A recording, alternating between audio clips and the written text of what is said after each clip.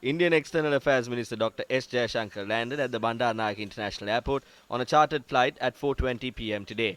A team of officials, including State Minister Taraka Balasuriya and the Indian High Commissioner to Sri Lanka, were present at the airport to welcome the minister. The Indian External Affairs Minister is expected to engage in bilateral discussions with President Gotabaya Rajapaksa, Prime Minister Mahinda Rajapaksa, and Foreign Minister Dinesh Gunawardena during his stay in the country.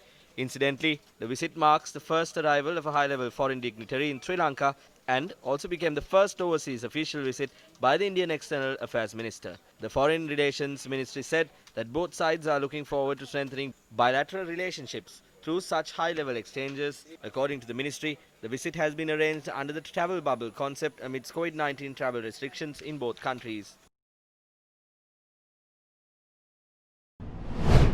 Former parliamentarian of the United National Party Saman Ratnapriya expressed his opinion regarding the tour of the Indian Minister of External Affairs at a media briefing held at the party headquarters today. The arrival of a foreign minister is no menial matter. Even the US Secretary of State engaged in a tour a few months ago. He issued a threat before coming here. Sri Lanka should assess its stance. That is what he said. Sri Lanka has already decided to hand over the East Container Terminal to India, that is to the Adani Group. The deal will be done for a value of $700 million US. Another $500 million US is required to complete construction of the terminal.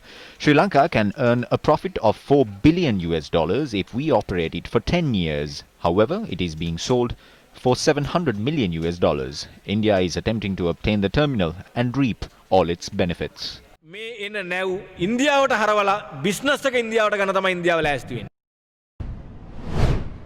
National Joint Committee has stressed that attempts made by decision makers of the government to hand over national assets sans the consent of the nation's citizens is a violation of the Constitution. In a statement, the committee expressed dismay over moves to lease out the Colombo Port's East Container Terminal and pointed out that it is the responsibility of all citizens in the country to protect public property under Article 28D of the Constitution.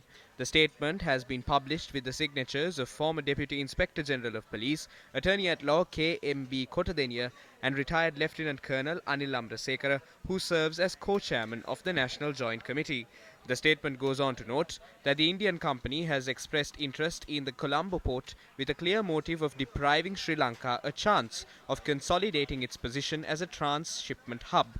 The National Joint Committee pointed out that the Indian company cannot be trusted to work for the betterment of the Colombo port, given its existing involvement in development activities taking place in South Asian ports, including the Vizhinjam port in Kerala. The committee insisted that a joint agreement inked between Japan, India and Sri Lanka under the previous government for the development of the East Container Terminal is no longer valid as Japan has withdrawn from the pact. Accordingly, it stressed that there is no basis to support the argument that the development of the East Container Terminal must take place with the support of the Indian company in line with the original agreement.